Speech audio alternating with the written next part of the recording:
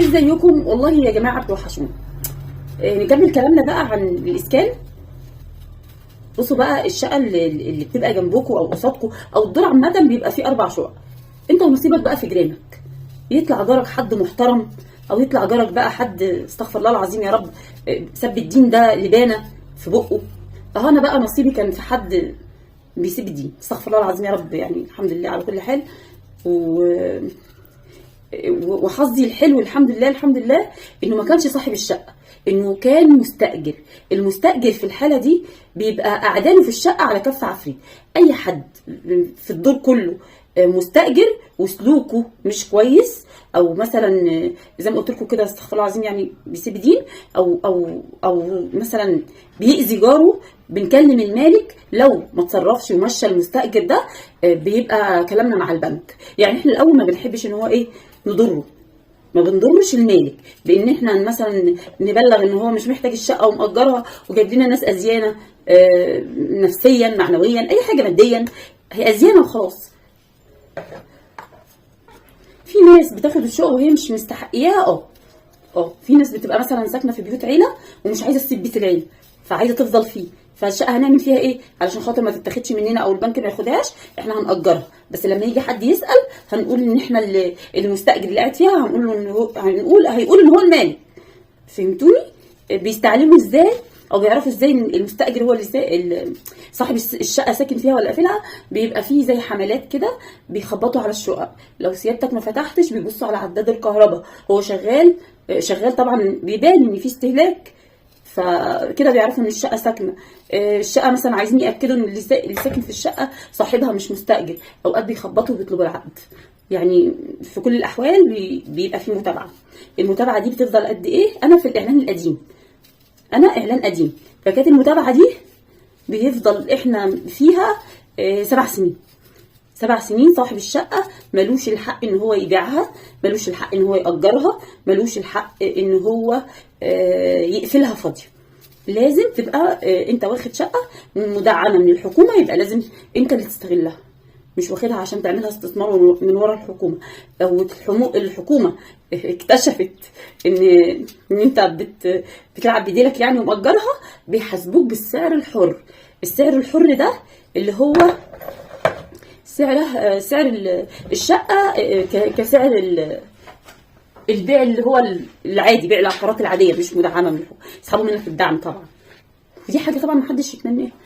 فعشان كده بقى انا بقول لكم الشقه اللي قصادي دي كان حظي فيها كل كام شهر كده يجي لنا مستاجر جديد، واحد بيخانق نفسه، واحده بتطلع لنا باللبس استغفر الله العظيم يا رب. فكان حظنا الحمد لله كويس لحد بقى ما اخر حد سكن فيها حد الحمد لله مش سامعين له صوت خالص، ناس هاديه كده زي طبع الناس اللي في العماره يعني. فاهمين؟ هو الواحد لما بيبقى نفس الطبع بيبقى الواحد مرتاح، اللي هو يعني كل واحد في حاله، كل واحد في حاله، وما تأذيش بصوتك العالي حد، ما تتطفلش على حد، بحيث ان انت ايه تبقى محبوب ما بين الناس. فتحنا الباب لقينا حد صباح الخير صباح وابتسامه خفيفه كده وعدينا. انما ما فيش غير كده يبقى خلاص قول يا رحمن يا رحيم. طبعا احنا صاحب الشقه اللي قصادنا دي ادينا له انذار مره 2 3. اخر حاجه ليه في اللي هو الساكن الاولاني ده اللي كان بيسيب الدين وكان بيبهدلنا بصراحه، الواحد مأذي نفسيا. عارفين الفاظ بنسمعها ما يعني انا ما احبش ان عيالي يسمعوها ولا احب حد يسمعها. فالحمد لله الحمد لله كان في تعاون هنا في ان احنا نقول ايه، كل واحد يعني يتكاتف مع التاني في الناس اللي ساكنه في العماره، فمشيناه. بعتنا له انذار مره واثنين وثلاثه، قلنا له لو ما اتصرفتش احنا هنشتكيك في البنك. نشتكيك في البنك يعني تستحب منك الشقه. فده يعني فضل ربنا علينا الحمد لله ان هو سمع الكلام وجه مشي. بس عارفين بقى يوم الناس دي ما مشيت، هم كانوا متخيلين ان انا السبب في مشيانهم، بس والله ابدا. العماره كلها ما كانتش عايزاه. معلش يعني ايه افتح بابي الصبح الاقي واحده يعني ربنا يحفظنا يعني اللبس الداخلي بتاعها وراحه جايه قدام الباب، ده غصب عن عين اي حد هيبص. انت لابسه لبس البيت خلاص اقفلي بابك عليكي. ايه اللي يخليكي ان انت تفتحي الباب؟ اقفلي عليكي. لا دي كانت لابسه لبس يا ريت لبس البيت والله، وكان لبس النوم. والباب مفتوح على اخره والدنيا بايظه. مش عارفه ده ايه، الناس دي قصده كده حاجه ولا هم طبعهم كده ولا ايه، مش عارفه. المهم ان هم يوم ما مشيوا راحوا دوروا على عداد الميه ورا، وراحوا قافلين الميه عليا. ليه؟ لان ايه، انا السبب في مشاكل. بس والله لا، هي العماره كلها ما كانتش طايقاهم، بدليل ان يعني رجاله العماره كلهم مع بعض اتفقوا وراحوا لصاحب الشقه قالوا له مشوه، مشي الناس دي سلوكها مش حلو، احنا مش عايزين. قفلوا عليا الميه، طبعا عامله سلك على المنور الصغير كده، بس انا عامله سلك عشان يبقى ارضي. مسكوا السلك من الاطراف تنوه كده علشان لو في مثلا فران ولا في اي حاجه تدخل بقى، يعني اللي هو احنا ماشيين، انت اذيتينا احنا ناذيكي. فالحمد لله والله. طبعا الميه قطعه وانا خايفه اطلع بره حد منهم يعمل لي حاجه، لان الشقه زي ما قلت لكم الشقه قصاد الشقه.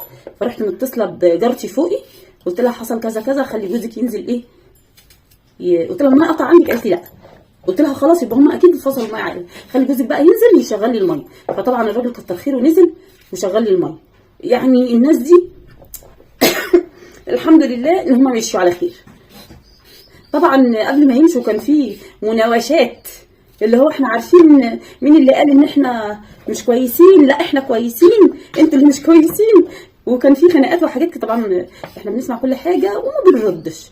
الناس دي اول ما جم سابوا عفشهم وسابوا حاجتهم في المدخل بتاع اسبوع. طب لموا حاجتكم، احنا مش عارفين نفتح الباب. اللي هو لا، خليكم انتوا بس جوه شقتكم مالكمش دعوه، احنا اللي هنتحكم، واحنا اللي جايين بهزلنا عشان نظبط الاداء هنا. فكانت سكنتهم مش حلوه الحمد لله. مش المهم ان احنا دلوقتي ساكن قصادنا جيران ناس محترمه جدا الحمد لله يا رب. ايه من ايات الله كده، ناس ساكته خالص، مش بنسمع لهم حس خالص. يعني هي مش عروسه، هي ما شاء الله عندها ولد وبنت، بس يعني حسهم هادي وصباحهم حلو غير ناس تانية خالص. فالاسكان بيلم، بس يعني عادة المالك بيبقى كويس، لكن المستأجر هو اللي مش كويس. الإيجار بيلم زي ما بيقولوا. فإنه يجيب حد ما هواش عارفه ويبليك بيه.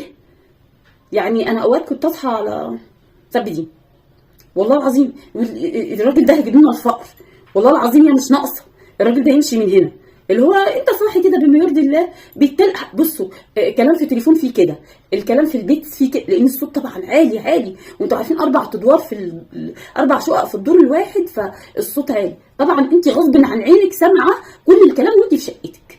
يعني انت ما لا تروحي ولا تيجي، هو انت الكلام واصل لك وانت واقفه في المطبخ، فانت سامعه صوت الدوشه، في الصاله سامعه صوت الدوشه.